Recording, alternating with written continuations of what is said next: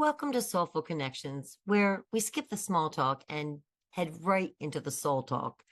I'm Amanda Solar, and each week we share the kinds of stories that remind us we're not alone.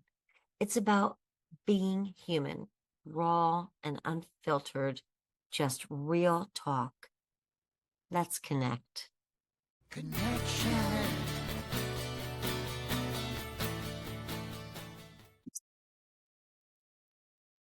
Before we begin, I just wanted to let you know that this episode contains some discussion around the topic of suicide and deep grief. Please take care of yourself. So today on Soulful Connections, I have with me somebody whose story is deeply personal and also universal.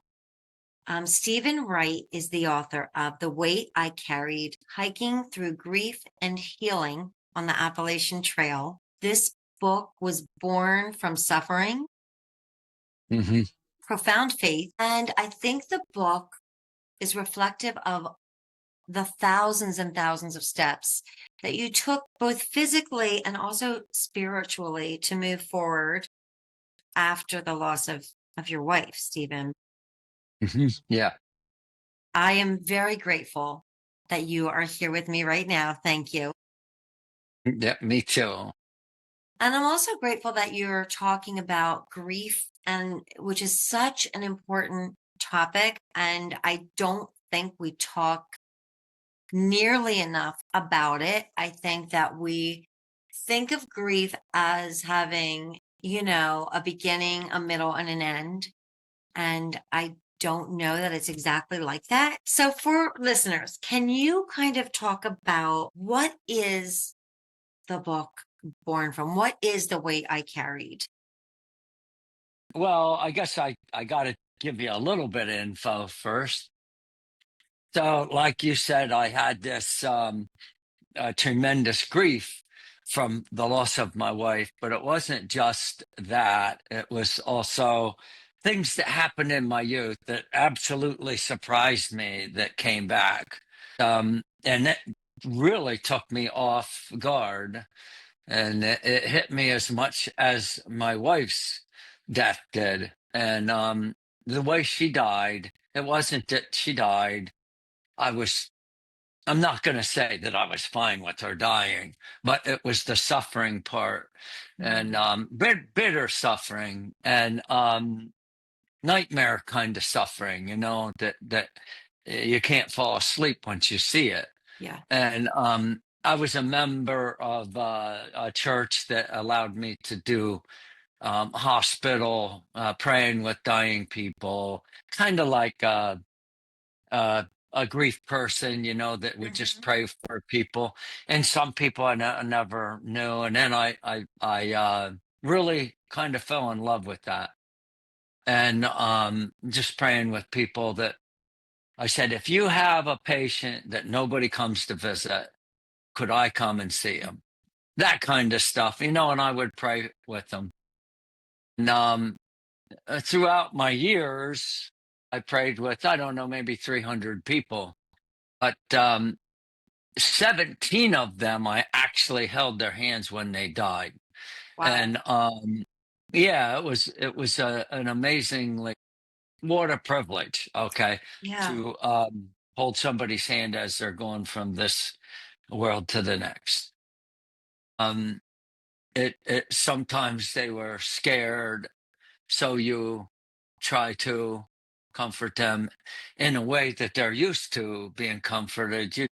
And if they're, say, not of your faith, so I studied different religions quite often, actually, and so I could be a comfort to those kind of people. It was sometimes the parents or sometimes the loved ones would be in the room, but sometimes they weren't. A lot. I went at like 5 a.m. So a lot of times there wasn't anybody in the room when I was there. So it was kind of nice. And the people were making their rounds, and they were used to me. Yeah. But yeah, it was a really cool thing. But I never saw anybody die like my wife.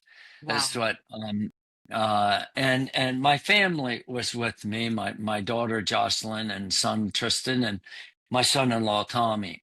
And it was brutal and cruel, and that's what I couldn't accept. And I considered myself a man of deep faith, and I mean, I'm a Gideon. I'm one of them guys that give Bibles out and stuff, so I'm supposed to know what the hell I'm talking about, and but man, I couldn't handle it. And the Bible, it says, I can do all things through Christ Jesus who strengthens me, so that's a great comforting verse, right?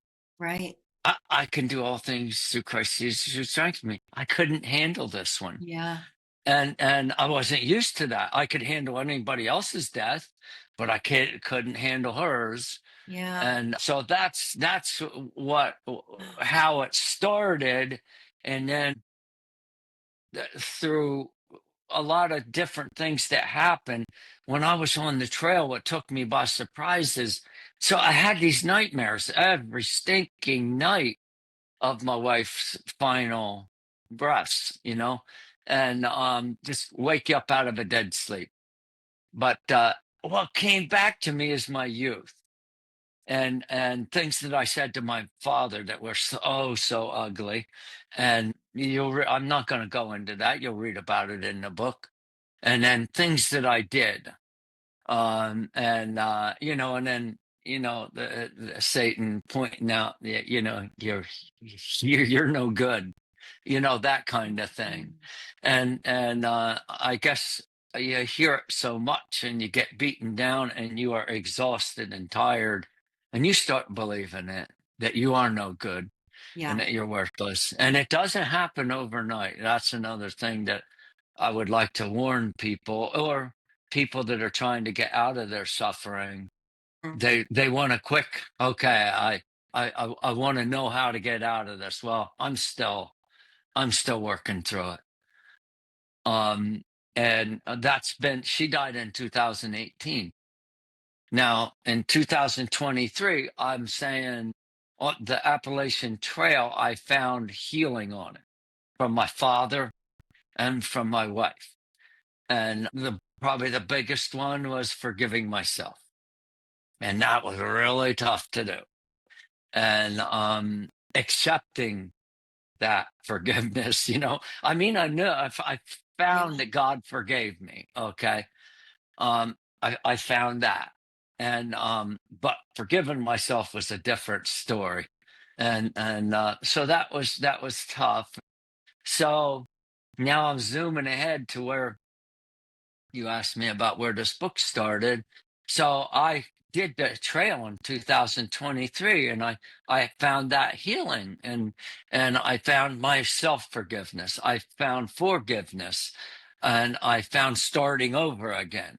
I finished on December 21st of 2023, and May the 19th, there's this big thing in Damascus, Virginia. It's called Trail Days, and this tiny little town of like, I don't know, maybe 800 or 900 people becomes 26,000 people.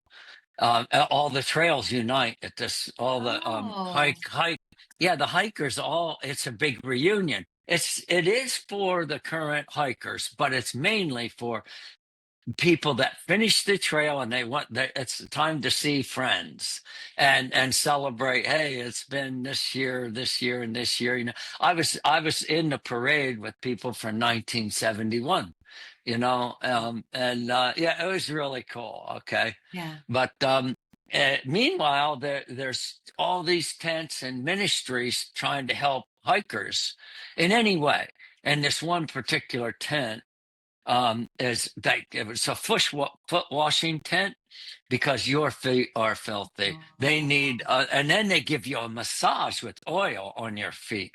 And there's like 3 or 4 physical therapists there. And if you have knee problems, they'll work on you. And there's a doctor there too. Eye injuries, ear injuries, and teeth injury, a dentist. And this is all outside in a tent, and all these ministries. Well, while they're washing your feet, they want to hear your story. And I said, Mm. well, I'm down here doing mission work this week. And then I knew it was trail days. So I'm here for two reasons. I'm here to see my friends that I hiked with this year or just last year. And they said, well, tell us your story. So I start telling this story. It was a brutal hike, you know. I Wow. broke I broke 5 bones and went through 3 hurricanes, and I busted 2 teeth. I got COVID. I got norovirus. Just all kinds. Anything that could have went wrong Wow. did. And I'm not even counting like my fingers that were busted. No, I'm counting my thumbs because you really, really need thumbs. But anyway, it was very tough. Anyway, this woman, after about a 20-minute explanation of what happened on the trail, she stops me mid-sentence. And by this time, everybody in the tent is Wow. gathered around me. Current hikers, former hikers, um, and they're all like in amazement, like, what is wrong with this guy? You know, why Yeah. wouldn't you quit? And it was and I wouldn't. And you'll find the reason in the book, and it's an important part of the book. I did feel God wanted me to do this, so it Stephen, can wasn't just yeah, yeah. I just wanted to ask you a couple of things. One, I wanted to ask, um, why the Appalachian Trail? Hmm. Why do that? And then number two, when you embarked on this journey, were you doing it to heal your grief, or did you not correlate that this was why you were doing this? Okay, in so 1973, I was a horrible student in school, and I had an English teacher that was one of those teachers that loved guys that absolutely were screw ups and Mhm.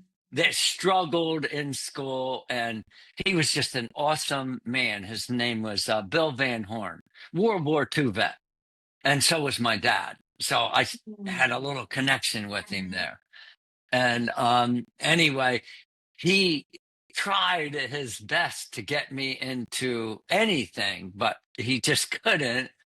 So he knew that we would talk about hiking. So he bought me a book on the Appalachian Trail, and it was about the first hiker ever to do it in Okay. 1948. He hiked the Appalachian Trail. He had PTSD. Now it Mhm. wasn't called that back then, but he Right. saw his two friends get blowed up. You know, so he just was all screwed up, and he was like, you know what? There's a trail I live close to. I'm gonna hike this thing to get my head back together. And so Bill gave me this book, Mr. Van Horn, and he says, I got this book for you. And I book and great book doesn't go together for me, you know. And I Yeah, says, right. well, yeah, he says, everybody else is reading something else, but you're going to read this book. So he said, I'm going to grade you differently and everything. Wow, what a great So, teacher. oh yeah, he was awesome, awesome. And anyway, he ended up being my inspiration. I read that book that night. It was a Friday. He gave me the book. I read that book that night, and I did not stop reading. I read through the whole night, and I'm a horrible reader, like third grade or something, just awful reader. And I read the whole book, and I was done like at 9:30, 10 in the morning the next day, and That's amazing. I started right after school, but and I gave it to my wife. Well, she wasn't my wife then. She was in seventh grade. I was in ninth grade, Oh my and gosh. so I said, "You got to read this book."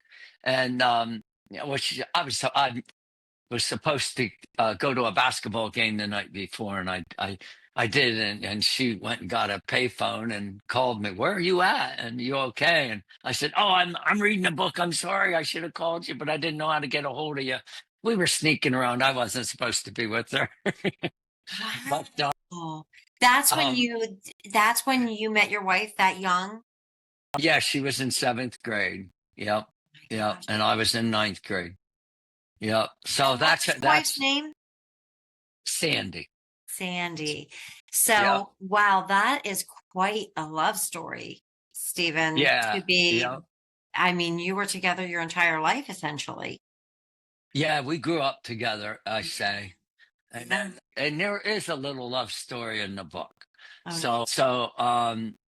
And it was, she broke me, and she definitely made me a better man for sure. I really think I would have been an alcoholic. I had a way to get beer, and my dad had already died, and he died when I was 11. Yeah, and his death was horrible too.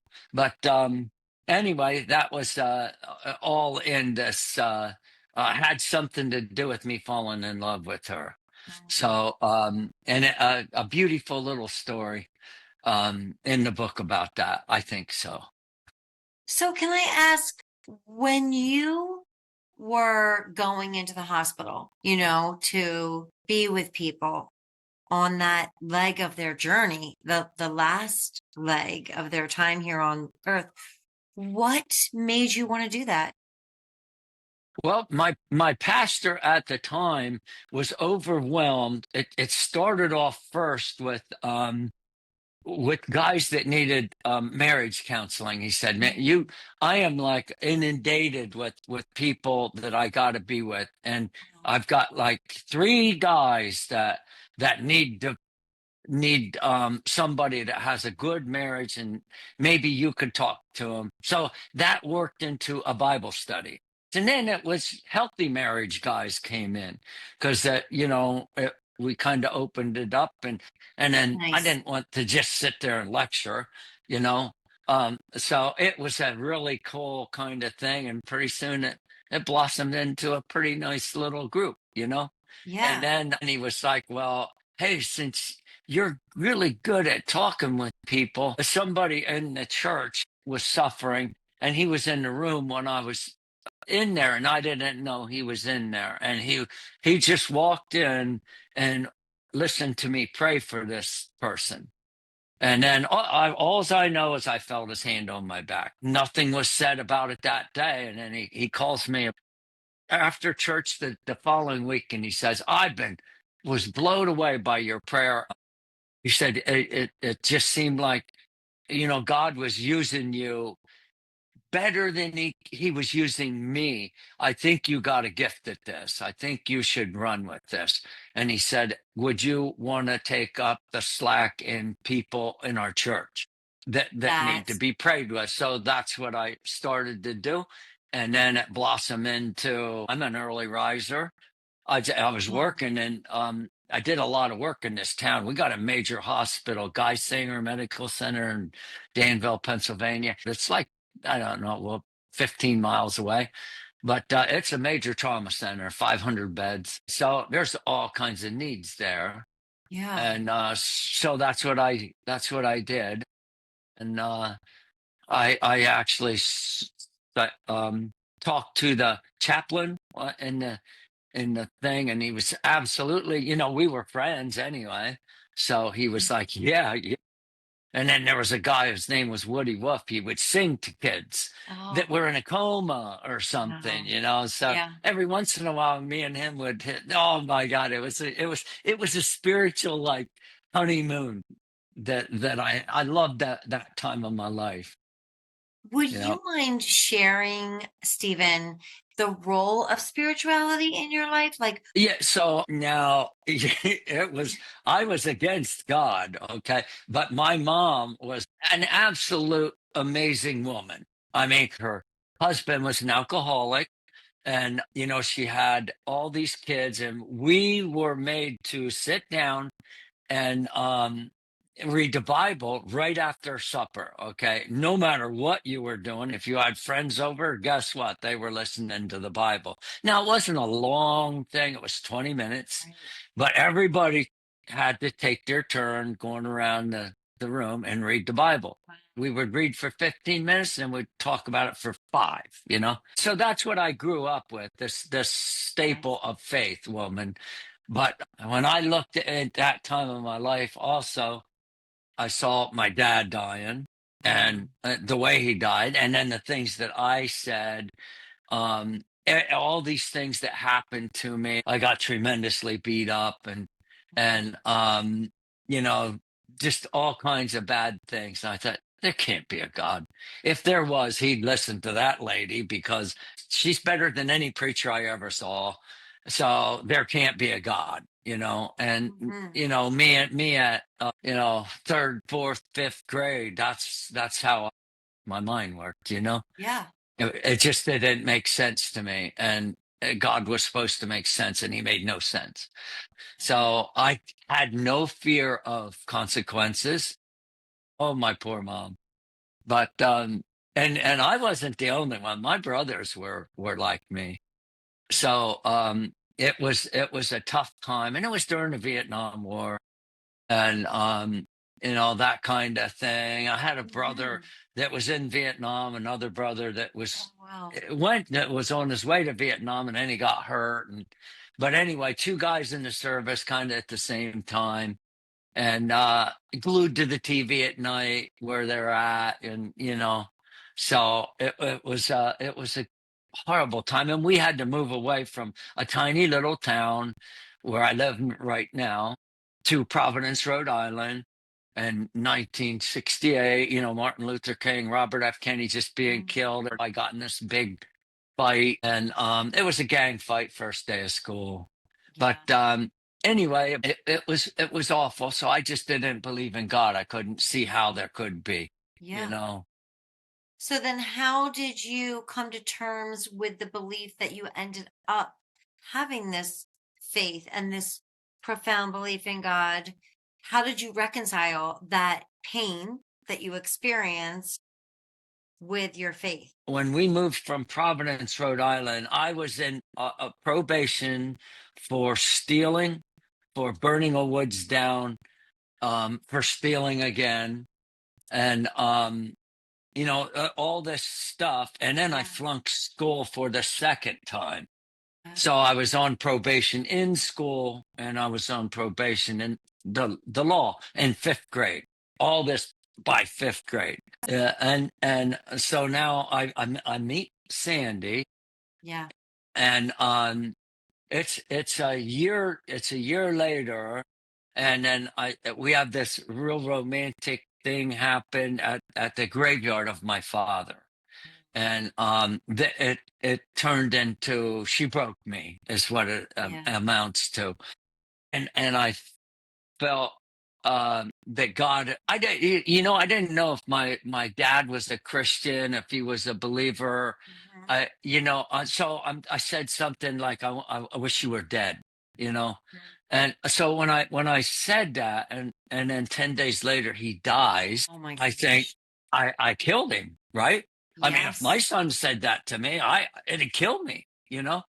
And so I'm thinking, and then I'm really thinking there's no God. That was back in fifth grade. That thing at the graveyard, and I won't go and I don't want to ruin the story. Right. But anyway, that it was like, oh, wait a minute, I feel forgiven because of what we just went through, me and my wife. And these Bible studies that are the readings that mom were having every night, it was really, really working on me. Yeah. And so I everybody goes away, and by this time my little sister became a Christian, and my brother that was in Vietnam, and both of them were really messed up. And boom, like this, they are changed. Like looking at them, like I just can't believe that something like that could happen. And so I start getting convicted, and I go to church secretly at another church. And I was like, I don't know what I'm doing here, but I just felt like I should go. And I worked all the time, even when I was a kid. I had a job from fifth grade full time, really. And So I'd make an excuse. Hey, I'm just going out and helping the farmer. And I would go to church. And anyway, so one of the nights I accepted the Lord into my heart, but it didn't last. And I didn't want to give up my popularity. I thought I might have to give up my wife or my girlfriend or whatever, I just ran from him. And that's the way I was with God until I was 25. And then this guy was having a Bible study. His name was Nick Kent. And he gave me this book that I was supposed to be studying in Ephesians. And that's when I made my first real commitment to God. And that changed everything. And then, I mean, I was like on a honeymoon. Now we're married now, Sandy Yeah. and I. And but when I asked the Lord into my heart, um, it was kind of a tough thing because she didn't ask the Lord into her heart yet. Well, anyway, about a year and a half later, then she did, and it was great. And that was in the beginning of this time. And Sandy and our marriage was like super strong, and this is before kids, and we were going on mission trips all the time. It was a great honeymoon time for us, like soon after we were married. I just, I look back at those times, and it's a warm feeling. So when you decided to go hike the Appalachian, how long does that take? How long did that take? Can you share that? 9 months and 9 days, but that's Wow. because I broke so many bones. You had so I many. Yeah. I broke my foot, and that's right there's 2 months.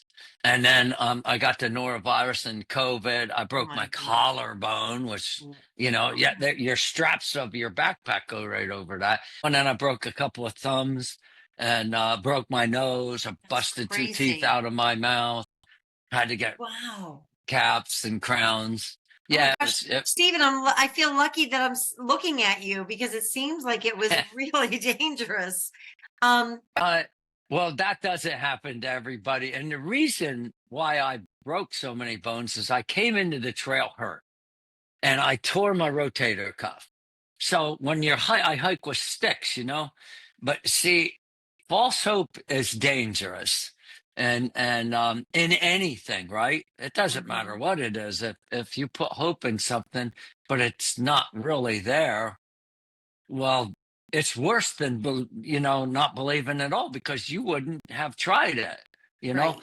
Well, so I got this torn rotator cuff, and I go to stop myself with my stick, but there's no. It's all torn apart.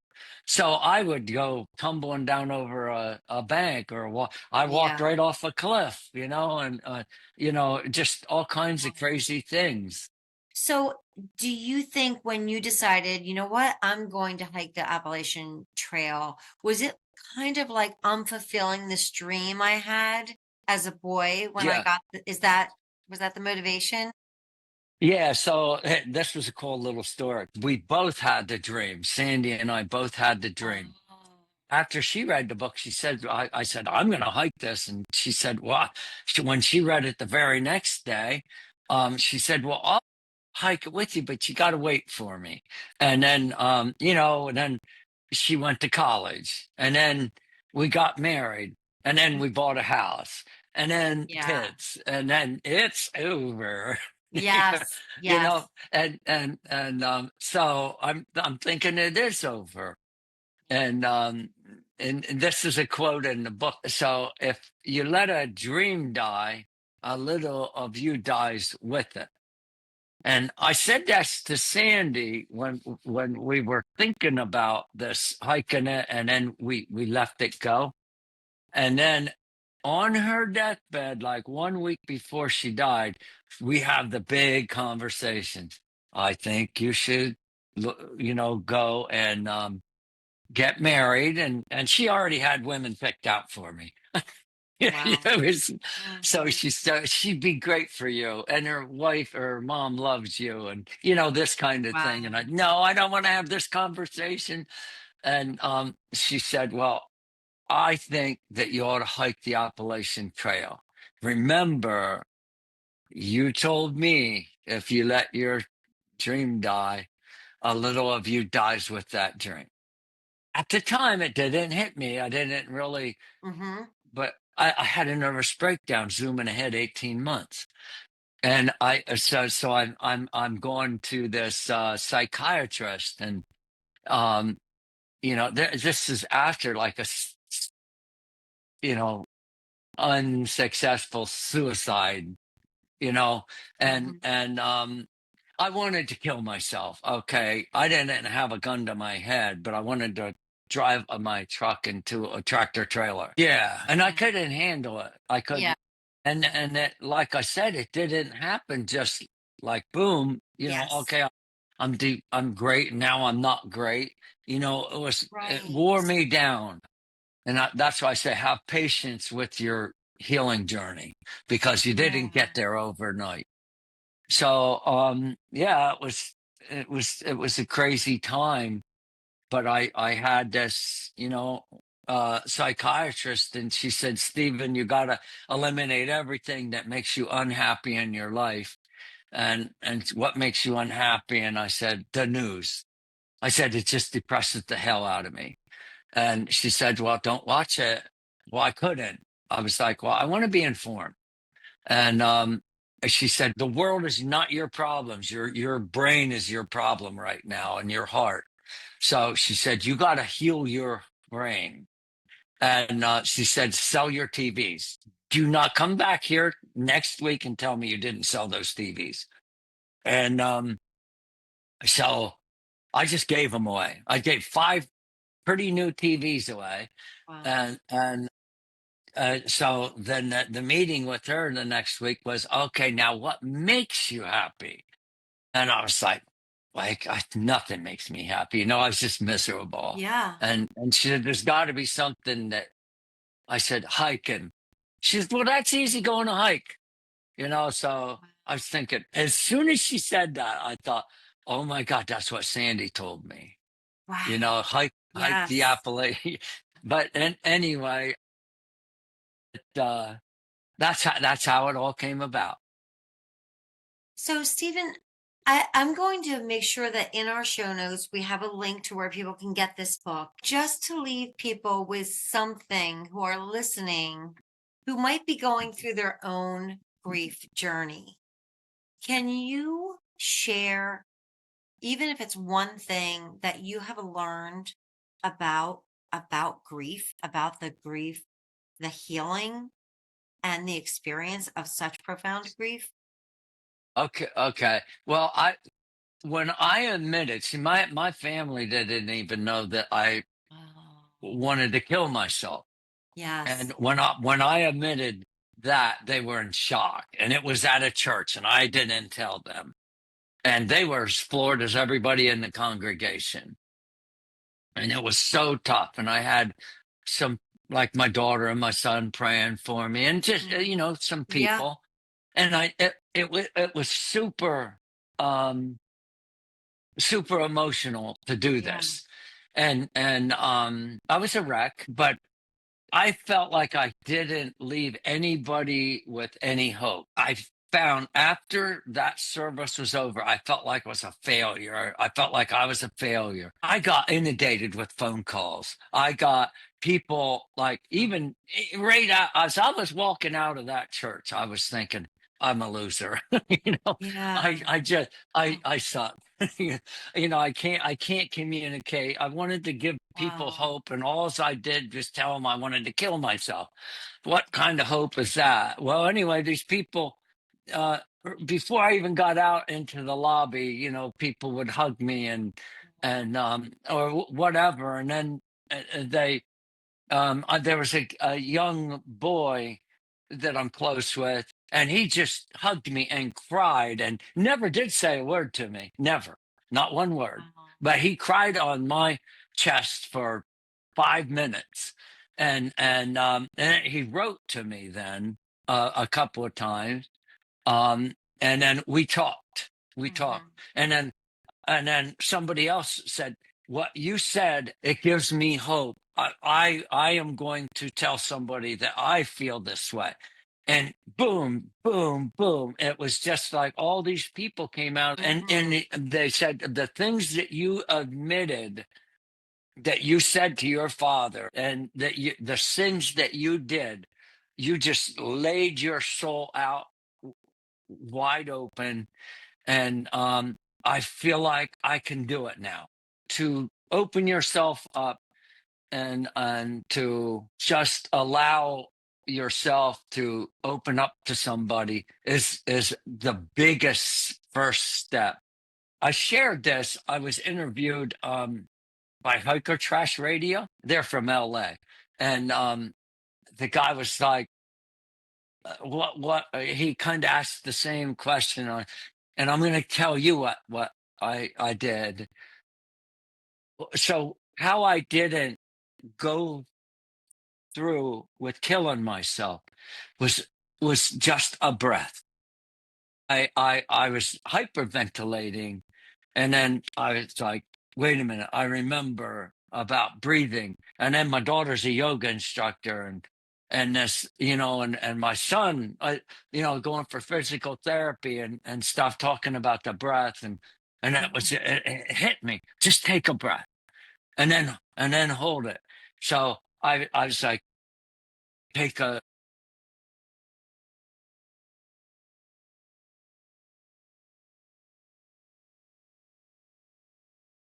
you just lived another 8 seconds.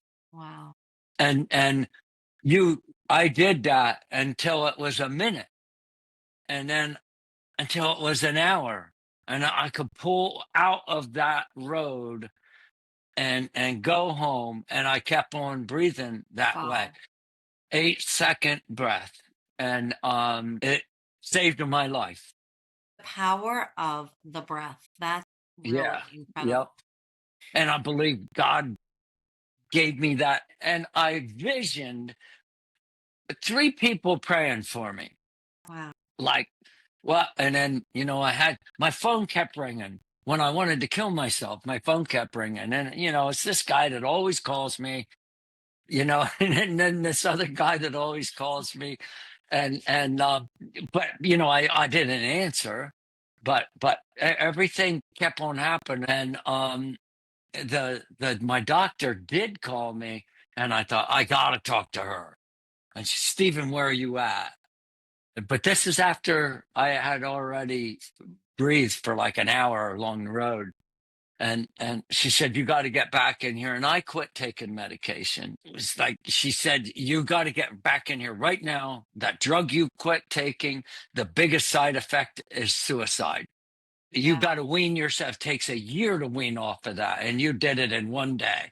And it had been 7 days since I took it. And it did make me go into the suicidal thing, Yes. But that breath brought me back, and then envisioning people praying for me. Wow. And yeah, my doctor, and I asked my doctor later, I said, was you leaning on the wall praying for me? Wow. Because that's what I saw. And then my pastor's wife said the same thing. I could see her on her knees, because I told her I felt like killing myself, and I never admitted that.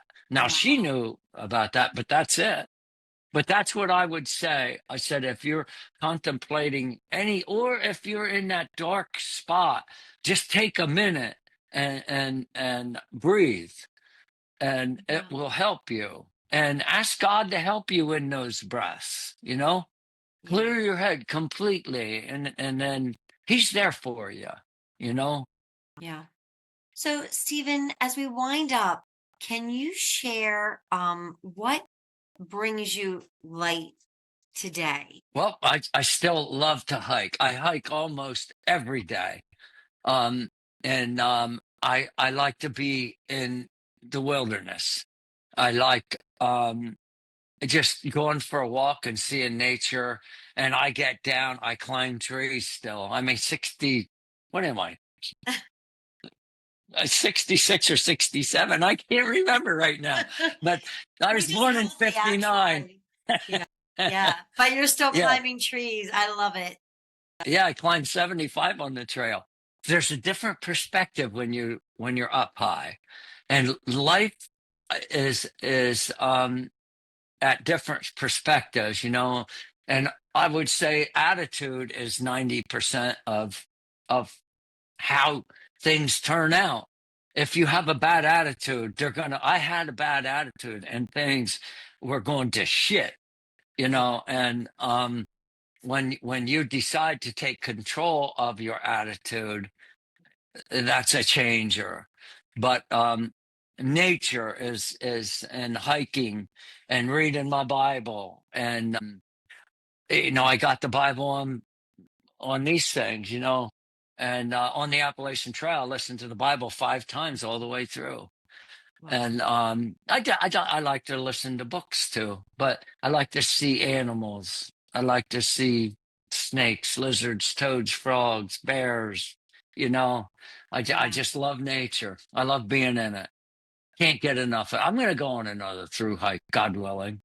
If somebody does buy this book, right here on the next to the last page is this QR code.